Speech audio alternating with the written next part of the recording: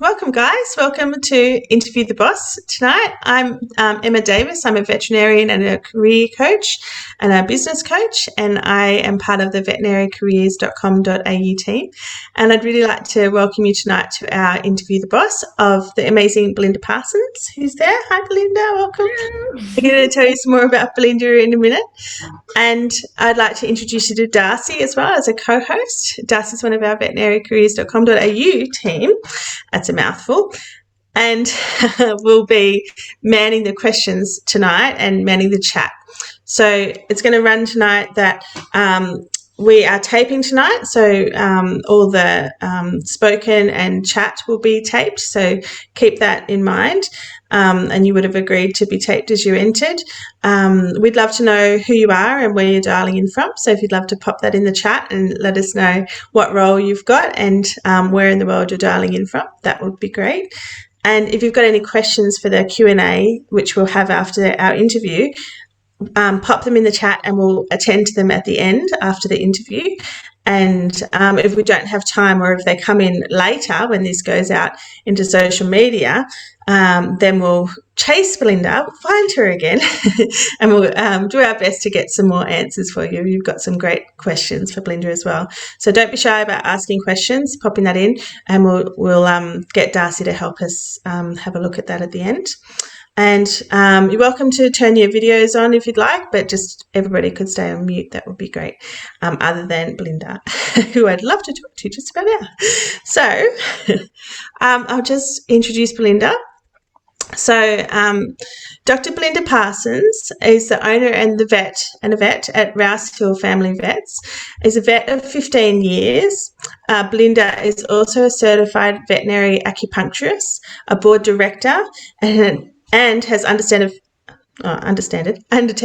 further study in veterinary oncology, small animal endocrinology and neurology, and is an elite certified fear-free practitioner. Belinda understands that the emotional well-being of her patients, staff and clients is just as important as their physical well-being, and we're going to hear tonight about her proactive steps that she takes in her workplace to reduce fear, anxiety and stress throughout the whole business. She describes that she has actually experienced burnout before in her career, and we hope that she might share a little bit about that. So she's really focused on creating a unique culture of excellence and compassion and fun in her vet practice, and is determined to be the change she wants to see in vet practice. So her business vision is to create a place that her team want to be, the patients want to be, and their clients want to be. So I'm just really excited to welcome Belinda. Welcome, Belinda. Thank you. I'm so excited to chat with you, Emma. Yeah, that's great. So I'd love to hear more about your career today. So a small animal vet of 15 years. Would you like to tell me and the audience about the major transitions in your career so far? Yeah, absolutely. So I think, obviously when you first graduate, you've got that, new graduate hat on, and you enter the world of veterinary practice. And I entered the small animal world and worked as an associate and as a locum for the first 3 years of my career. And then I had some time off to have some maternity leave, and then I sort of wanted to come back from maternity leave, but I always had a bit of a passion for leading a team. So I was able to, after doing some more locuming, I was able to actually get a position as a joint superintendent of a practice. And so then that was, I suppose, phase 2 of my career, was really then starting to focus on building up my leadership skills and starting to understand veterinary business, as well as, honing my veterinary skills in and getting more experience.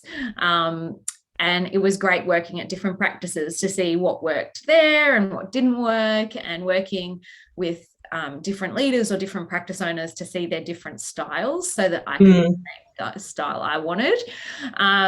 And then more recently, I've gone from being a practice leader, so a manager or a superintendent, to being a practice owner since February last year. So that has been amazing. Big jump, that one. Yeah, that's a big transition, isn't it? Yeah. Absolutely. So, and that's been incredible. Like, I know that it can be stressful owning a business, and it is stressful owning a business, but it's a different kind of stress, and I just absolutely love it. Awesome. Thank you. So how's your perspective changed over all that journey? And it's quite, it's nice steps, I guess, along the same path though. Was that your intention, or how's your perspective of vet changed over that time? Yeah. So I had a really interesting start to my career, in that when I was at vet school, I worked as a veterinary nurse, and I worked with this most amazing woman, Linda Dehan, and she owned the practice and she ran the practice. And so I got into this false sense of security that, women own and run businesses, and that is just the norm, that it is a woman-led business. And then I was quite shocked once I graduated and went, hang on a minute, that's not how it seems to be. There seems to be this power imbalance between older men owning practices and younger women working for them. So I was so grateful that I'd had that experience early on, because it shaped me in that, I was like, yes, of course I'm doing this. I'm going to become like the next Linda, to then going, oh, that's a bit weird, actually. That isn't the norm. But because she gave me that ability to see what I could become, that then shaped everything as it moved forward. So I suppose I was quite naive when I first entered the veterinary world. And then over time. What do you mean naive? What do you mean? What do you think? What does naive mean? Just got starry-eyed? I think a lot of us are starry-eyed, do you think? Yeah, and naive to the fact that I am not the only factor in whether or not my patient lives or dies, that kind of stuff. And also naive to the fact that, unfortunately, not everybody has the same morals and values as you do. So some people will take advantage of your good nature and expect you to stay back for hours and hours and hours. And then at the end of the day, everybody's replaceable, is how they, some people are like that, aren't they? Yeah. And I guess because I'm a bit of a look at the world through rose-colored glasses, sometimes that would come as a shock, and I'd be like, but what do you mean? Me too. Me too. Wow. Yeah. So don't you care about people? It's been a journey as well. Yeah. Okay. So we've all got a bit wiser. Okay. Yeah. Okay. And I guess that comes with, to me, I've been doing homeschooling today, so it comes with mumhood as well. My goodness me, that's a crazy idea, being a mum, let alone homeschooling. So you had that really strong female leadership as pre-vet even, so you really had that strong vision. Has that still, have you found leaders like that, or have you picked up bits along the way from different places to form it? So why did you start your practice, really? What was the driver? Yeah. Well, I guess I did find snippets of different leaders that were really good and that I really liked. But then I also found plenty of other bits where I was like, okay, that is not the kind of practice. That's not the way that I want to lead a practice. And I guess in many ways, I just found that none of the business owners shared my vision to an extent to trust me, to let me do exactly what I felt would work really well, because ultimately I was risking their money, right? If it goes wrong, it's their money. And so in my opinion is they weren't brave enough to let me try. Being in control of the business and my money, it allows me to make those decisions and be brave and trust the incredible people around me. And do they work, these ideas that you want to spend money on?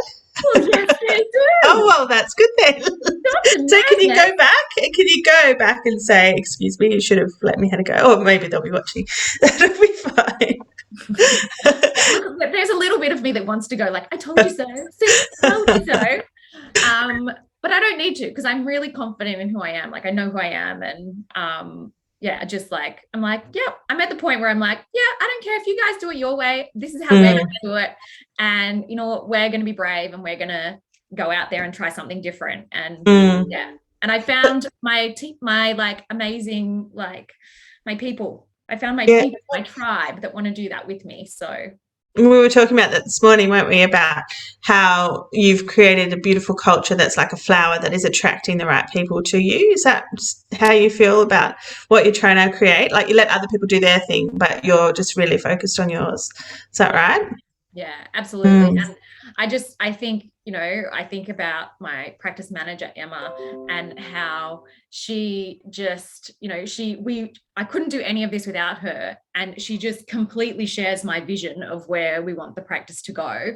And I give her the space to be able to do the things she needs to do. And she always pleasantly surprises me. And it's the same with like Brittany, who is here tonight, is like, I'm always in awe of how brave Brittany was. She joined us when she didn't know me, and we were a startup clinic, and we said to Brittany, we don't know what the rules are going to be. We don't know how quickly we're going to get busy or what, like, we can't tell you the protocol on anything, but jump on, like, and she just jumped in and was like, yep. And she's incredible. She just owned it and has really shone. So especially when I was like, hey, I don't know, you're free to make the decision. If it's the wrong decision, that's fine. We'll deal with it. And having not been trusted like that before, she's, it took a little bit of getting used to. And now she's like, yep, okay, cool. Let's run with it. Okay, cool. And is that what you would have liked when you're in, like, working for others? That kind of a bit of ability to bring some of yourself and some of your ideas. Is that what you were seeking? Yeah, I think, having the freedom to make some choices and the freedom, like the ability to be heard, I think, and that your opinion is valued, and that your experience may be different from their experience, but that doesn't mean it's not true for you. So yeah, great. And so what are some of the ideas, and you might need to get back to this later in the conversation to think of them, but what are, like, some of the things that the team has brought to the table when you've given them that opportunity? And you guys started a business in COVID too, didn't you? Like, what's it been like starting a business in COVID? Like, that's phenomenal timing. Yeah. Sorry, it's for a bad time, but gosh, what has it been like? You have to be brave to do it. Plus, with COVID on top of it, my goodness. Yeah. Yeah, we were. I was in too deep at that point, so we opened in the middle of lockdown, like the week after lockdown started, but the business was already getting built at that point. So I was like, here we go.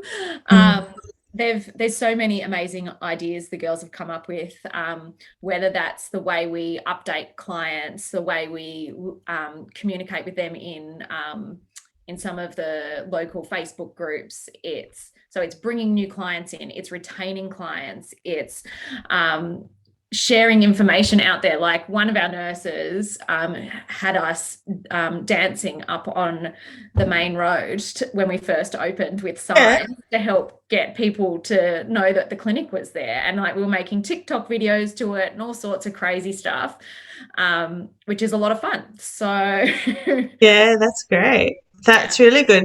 And so, so that's kind of the next question. Actually, that's what's different about your culture. Like, there's this fun in your culture. So why have you got fun in your culture? I just don't remember working in a vet practice that was fun. What's that about? because I Yeah. was always working hard, but I don't remember having much fun. Yeah, well, we work hard, but we have a lot of fun at the same time. And it's Mhm. I find it so interesting because I've just started reading, or nearly finished now, Burnout. And there's actually science behind why Cool. having laughter is good. Mhm. And Mhm. especially why having fun at work and in a community and shared environment is a really good way to complete your stress cycle. So it's just, Oh, okay. yeah, so it is something that we do fairly naturally anyway, is that we Mm. all muck around and have a lot of fun at work. But now there's science behind why it's a good I like idea it. I to like have. science. So, Yeah. like, we coach together, and so we know each other quite well now after coaching for best part of a year, I think. Um, But tell me more about this stress cycle and tell me about your experience in burnout. So the book is that you've just been reading is Burnout, Yeah. and I have not read that one yet, but I'm keen to. I was looking at it this morning, and you're actually going to lead your team through a book club of that as well, aren't you? Which is amazing. Yeah. And why are you so comfortable in this space? Like, what's been your journey around burnout and mental health stuff that you are so comfortable in leading your team in this, and that and then can then bring in the beautiful, we'll maybe explain what the stress cycle is so that we can understand why laughter is so important to it as well. I can help you with that if you need me to. That's fine. I don't want to give you all the work. Um, so I experienced my first burnout within 3 months of graduating from vet school.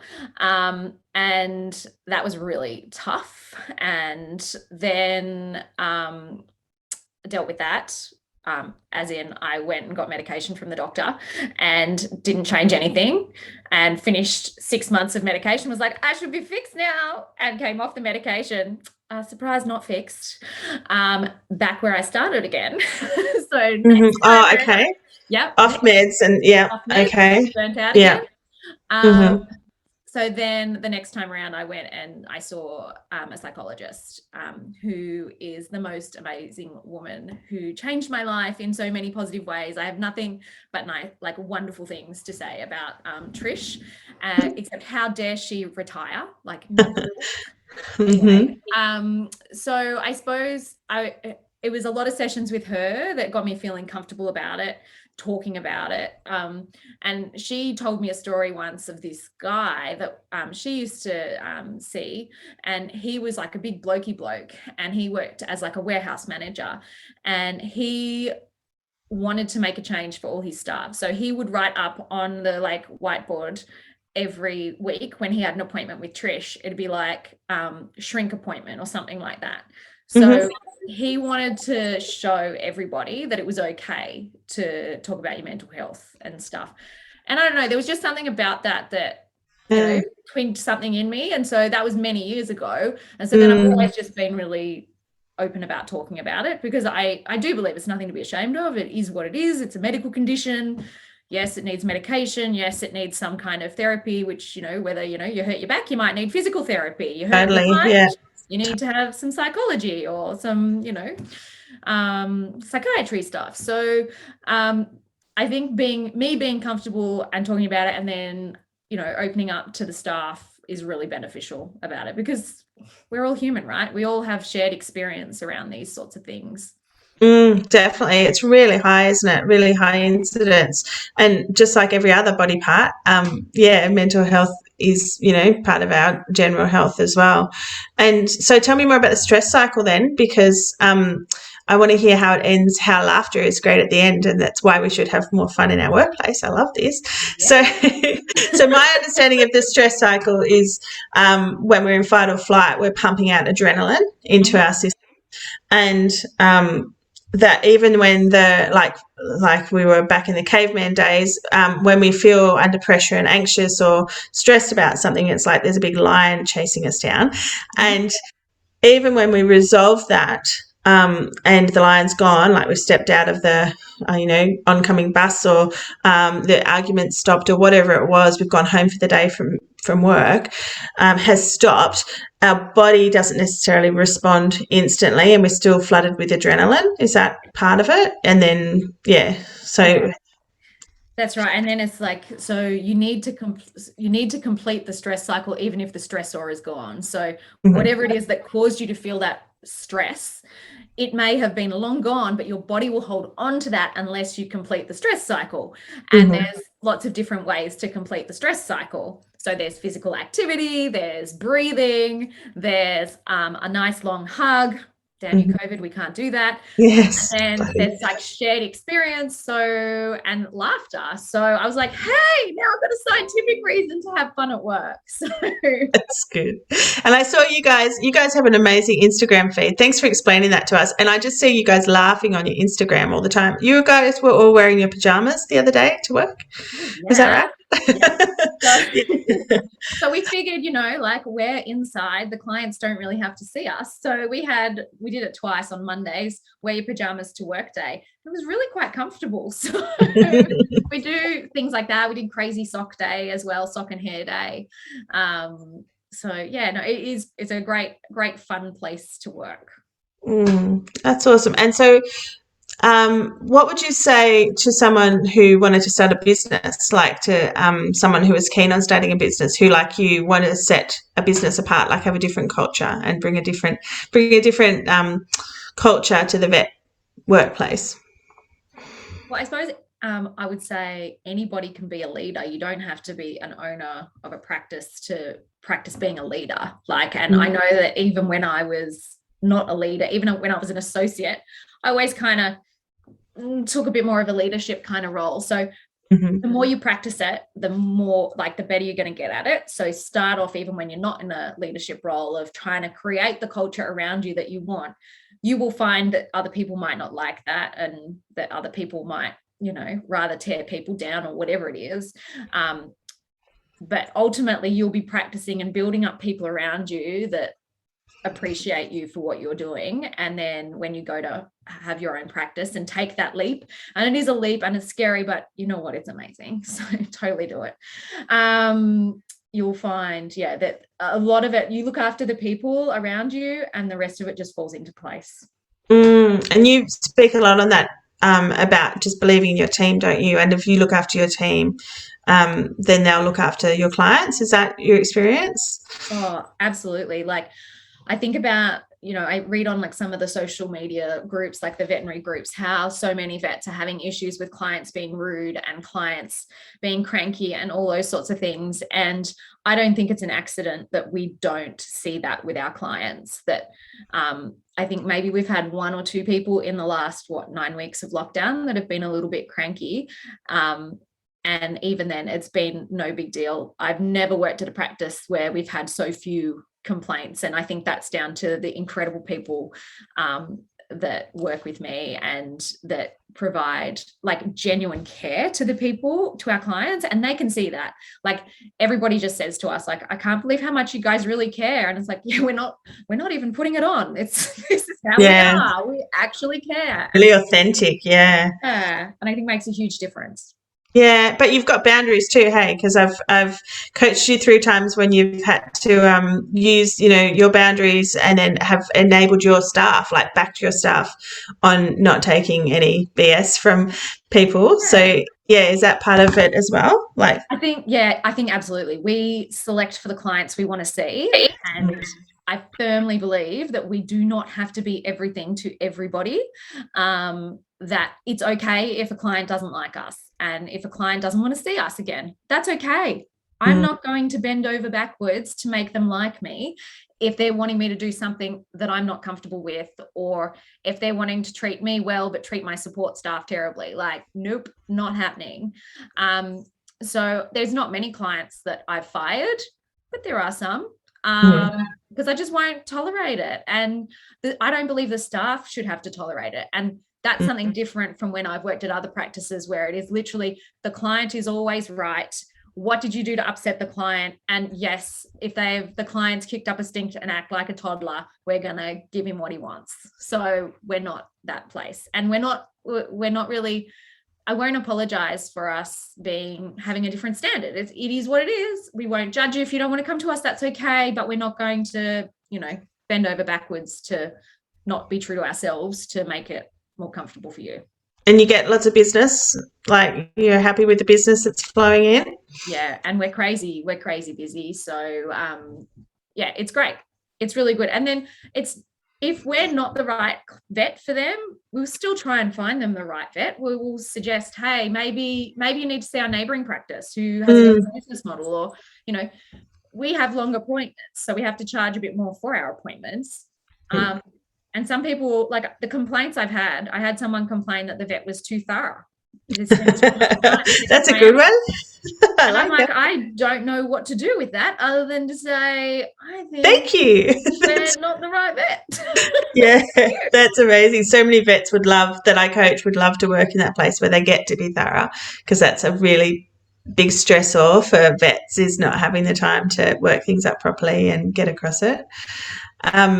So you're really collaborative in your approach as well. I just heard that you were referring people off to other practices.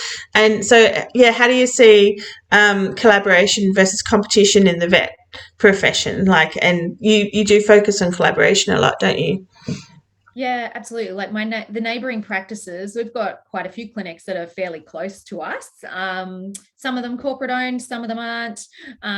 But we all kind of help each other out, and we do have a friendly relationship. So I don't think it does anybody any good to be all like, well, I'm not helping you. So because as many times as we've asked for help with a certain thing or asked to borrow some equipment, we've returned that favor to them as well. So and yeah, like some local practices might have a vet that's got a special interest in something that one of our clients needs, and I'm not afraid to refer to them because I'm really confident and comfortable in the service that our team offers. And so I know if they need to go somewhere else to get that service, that's okay, because they'll probably come back to us, because I'm a little confident. Well, you can't get what you get at ours everywhere. So no, it's really good. And so I'll ask a coaching question too. What's it been like why did you get a coach, and what's it like to have a coach? Like, and how's that? We do business coaching. So what's that been like for you? I really like it, because I get caught up in the big ideas and I start painting pictures instead of being focused on the little tasks that need to get me to the big picture.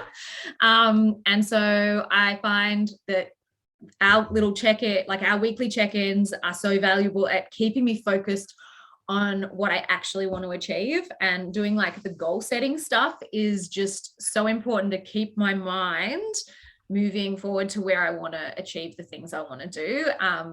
Because I will get there if I'm not coached, but it will take me a lot longer. So that's where coaching is just, yeah, I love it. And it's like just able to talk about, you know, all things business and team and that sort of stuff. Yeah, great.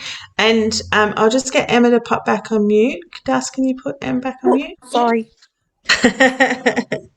Oh, that was nice. Oh, we want to see your face. We want to see your video, but just not the mute. Yeah, I have a coach as well. And yeah, exactly. You just got keep moving forward on something. Hey, get that vision clear, and then just keep accountable to moving forward on it. So, and you've done amazing. Like literally, how many months have you been open now? Like 18, not quite 18 months. Yeah. And so how many vets are you running at the minute? Like what have you gone from up to? Yeah, so it started off, it was myself and 2 nurses on a day. And so I think we had a team of like 5. And now we employ 5 vets, including myself, and I don't know, 10 or more support staff. So we have, yeah, our team has definitely grown a lot. And in a short period of time. I hear a rumour that you didn't have to advertise for a vet, that people were actually seeking to come and work with you. Is that correct? Yes, I'm really proud of that. Dr. Tanya's incredible. She's like, I didn't really have a position for Dr. Tanya, but she sent me an email with her resume, and I was like, oh, I can't say no to this. Like, she's like 8 years out and she's incredible and she's got amazing references. I was like, we're just making a position for her.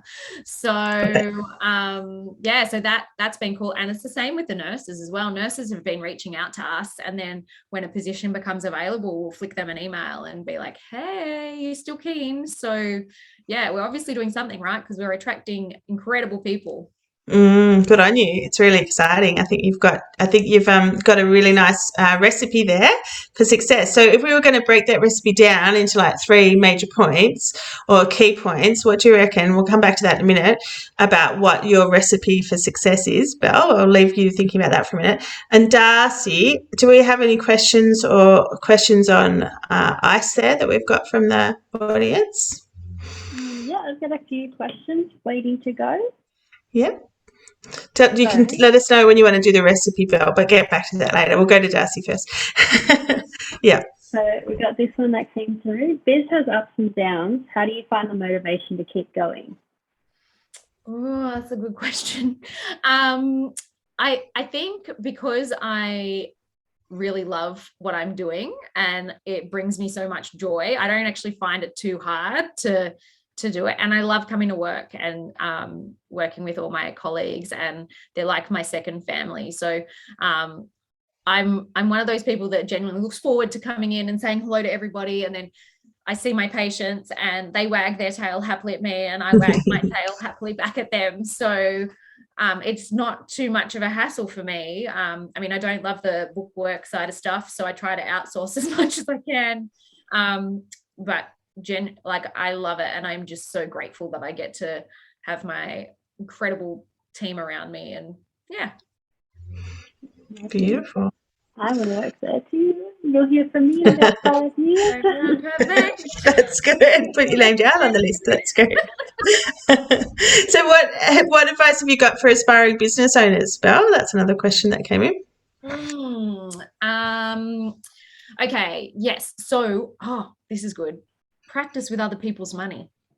So there's so many corporate practices out there. Find out how they run. That's what I did. They're always looking for superintendents, and they will send you on courses and teach you how to be a leader. So good tip. Yeah, definitely. Tip there. But yeah, I think the more you practice your leadership skills, the better you get at it. And yeah, look, I've worked for two major corporate practices as part of my cutting my teeth as a leader, and it was valuable. I could never work there in the long term because of my personality type, and the cultural fit didn't work for me, but certainly as a short-term thing to gain experience and knowledge, it was very beneficial. So yeah. Good. Great one. Do you want to do your recipe question yet? Do you reckon you can come up with a 3-part recipe, or you've got to do some notes? Okay, you're going to have a wing at it. Wing it. Wing it. Yeah. Okay, 3-part recipe to a successful business. Okay. The people. Mm-hmm. People. It's all about the people. So you've got to make sure you attract and work with the right people. You've got to have a really clear why. Why are you doing it? Like, go all Simon Sinek and work out your why. And I guess that's kind of passion as well, isn't it? Like, be passionate about it. I think you have to be brave. Mm-hmm. Yeah. You do have to be brave. So how do you do bravery? Personally, how do you do bravery? How do you build? Bravery for me becomes self-fulfilling. So what happens is I'm like, I can do it. I talk myself into it, and then I do it, and I go, I did it. Yay! I was brave. That's awesome. So, I agree. That's exactly how you do bravery. Well done. Love it. Cool. Okay. Any other questions? Yeah, one last question. What's your best people management tip? Yes. Assume that everybody is doing the best they possibly can. That nobody is going out of their way to piss you off. They're not doing that. They are doing the best they can on that day. And it might not be the right thing, and you may need to address it, but they're not doing it deliberately to piss you off. Great one. That's a really good one. Cool. Okay. I think that's to our last question. Is that right? I've got one more there for me. You got any more there, Das? No? Okay. My last question is, what advice, Belinda, would you give a younger you? I'd give 2 bits of advice. One would be, it is so worth the wait. Like, wait. Like, so if I jumped into the first practice that I was going to buy, I would nowhere near be as happy as I am now. So it is worth the wait. So be patient. And then the other one would be go and find Trish. Go see your psychologist sooner. The sooner you see her, the more you can control your anxiety and feel better and just have better relationships and better understanding of who I am as a person and, you know, all those sorts of things. So that would be the two things that would make the biggest difference, I think.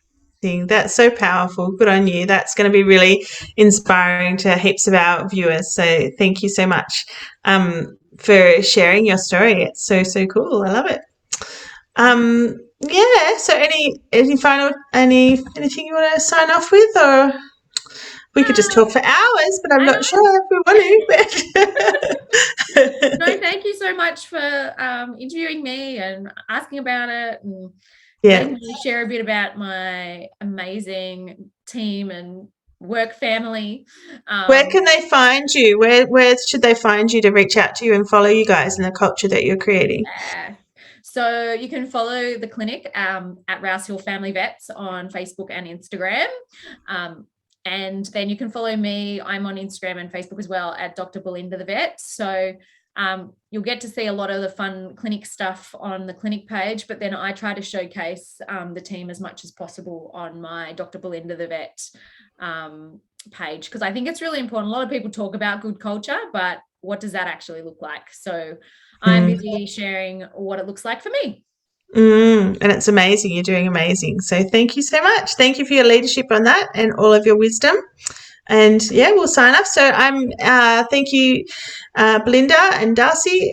Sign off for our veterinarycareers.com.au interview the boss for tonight. And we look forward to welcoming you back to the next one.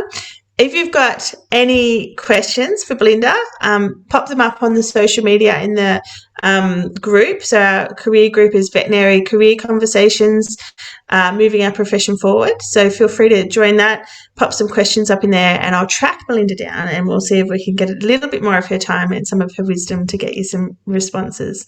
But that's been amazing. And we're getting some thanks in the chat, so thanks for that. People have enjoyed it. All right, I'm going to stop recording. Night, guys. Bye. Thanks, Belinda.